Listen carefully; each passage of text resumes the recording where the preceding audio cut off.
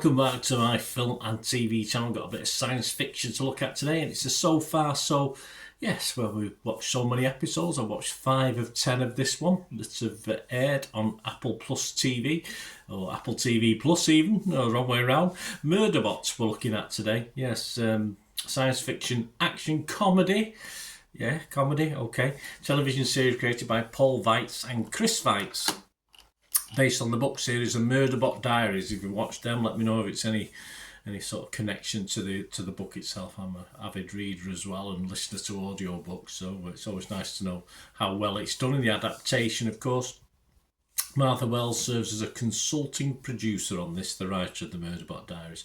And this premiered on May the 16th, 2025, and the final episode is due to air on the 11th of July, just after my birthday, just after I retire. So that's not bad, is it? So I'm doing this review on the 8th of June, just about less than a month before I retire. So there you go. That's all the details you need to know. Yes, what's it about? Well, it's about a media-obsessed private security cyborg calling itself Murderbot. Well, why not? It's a good name.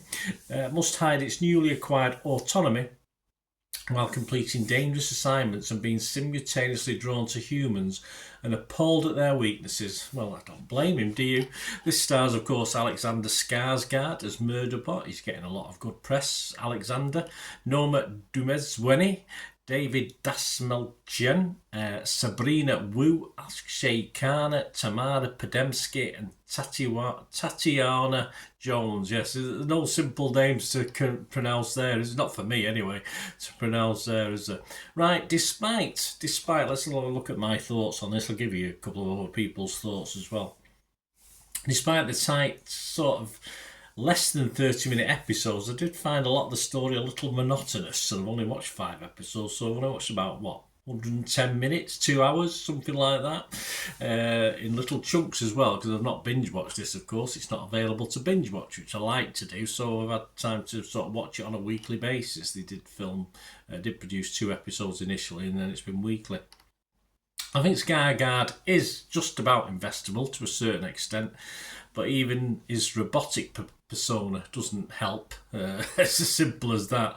Humour makes any connection a little bit cold with him, with the way he is, and it's not really, certainly not laugh out loud funny, not for me anyway. I can understand the dry humour, the wry humour, if you like. But I did find him actually more likeable in the early episodes, and it's got to episode 5, and even my sort of liking for him has waned just a little bit. The story's a bit ploddy. Other characters, mainly human characters, of course, are sort of robotic in their own way, which isn't helping the series as such. As far as Jeopardy is concerned, if I shall I kill the humans or not? It's just very boring a theme. Just do it, mate, or let them get killed by predators or whatever, which is obviously is there to protect. But just don't do what you're supposed to do. So it's all getting a bit.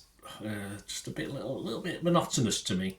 Sam Basanti from IGN website said it's a wryly funny sci-fi comedy with the robot trying to understand humans, even if it will be easy to just kill them all instead. I agree. I'm not sure where the funny is, though. That's the problem, Sam. I'm not finding it funny. Some episodes, as I said, are just literally 22 minutes long, but they actually drag, which in itself is a really bad indictment. But people are liking it. Vern Gay from Newsday website, he scored it 88 out of 100. He said a standout Skarsgård is okay, with excellent support and an entertaining send-up of cyborgs, but strictly for sci-fi fans only. Now, yes, I mean, if you don't like science fiction, you're not going to like it. If you do like science fiction like me, there's always a chance you're not going to like it, because I just don't think the story's entertaining enough so far. Clint Worthington, he was a little bit more unimpressed. He gave it 50. He writes for RogerEbbett.com. He says Skarsgård for his part is excellent. I agree with that.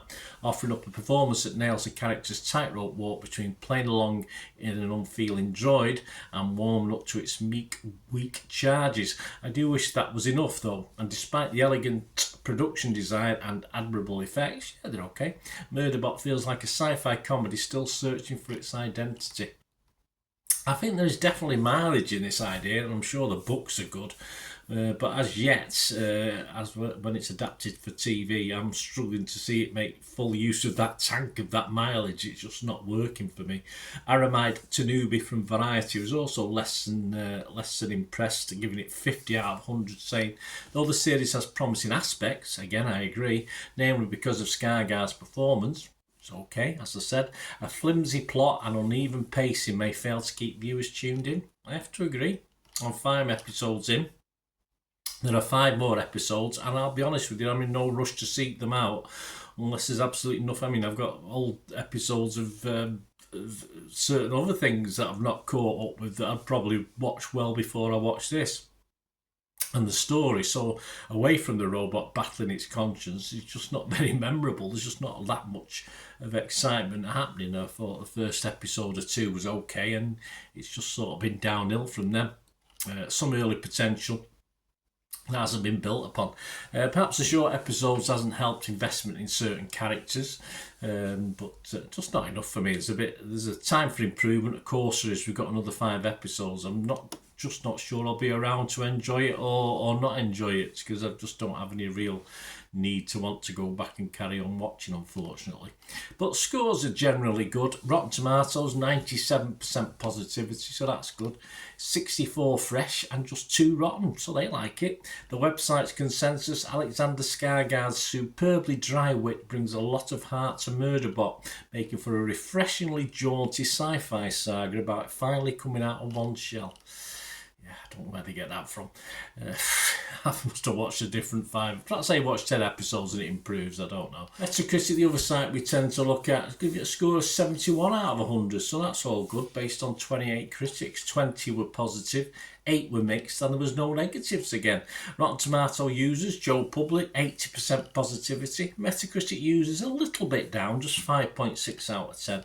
But that's all that matters, really, isn't it? What Internet Movie Database, don't matter what I think, etc. Does it really? You can get, if you like my opinions on stuff, you might take some notice of it. But Internet Movie Database, over 7,000 scores and reviews as I'm recording this on the 8th of June 2025, and it's getting a 7.3 out of 10, so very, very good. I'd imagine that won't drop below 7, so if they're happy with it 5 episodes in, or they might have done that after episode 1, I don't think I would have given it a 5 out of 10. I might give it up to a 6 out of 10, but sadly it's sort of diminished ever since. That graph's gone down.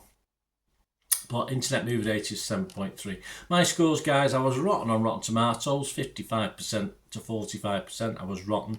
I was mixed on Metacritic. As I said, it's still got potential. Not that I'll be around perhaps to watch it, but it's still okay-ish in parts. But yeah, I've just given it a 5 out of 10, which is my minimum score. I did decide to give it a mark because, I think potential's there. As I say, it just needs to up the ante a little bit. So I'll give it a 5 out of 10 score anyway, guys. Let me know what you think. Please, if you do like what I try and do on the channel, you can get in touch anytime. We can have a chat about film and TV. Doesn't have to be this series. And of course, if you like what I try and do, there are ways of supporting me if you can as well, or showing your support for the channel. And all I ask is you keep watching and listening to do that. See you later. To help me out, guys, if you watch the ads, if the ads on this, YouTube ads, that helps in a very little way, but it all helps. It all, watch the pennies and pounds look after themselves, they say, don't they? Or the pennies or the 10p's look after themselves. But if you watch the ads or follow the links on the ads as well, that's always a nice way to support the channel. If you sort of hang on for it. I've done that. I watched other people's and followed the ads, just something I fancied, which does happen from time to time. Of course, you can support me by pushing that subscribe button as mentioned earlier, and that's of course pressing the button so you know when these vlogs are coming out. And of course I'm always interested in your opinions, and of course if you can give us a like, that'd be wonderful as well. So thanks for watching, guys. Hopefully I'll join you very, very soon with something else. Until we meet again, I'll never ask one thing, don't I? Please stay safe, everyone. Bye for now.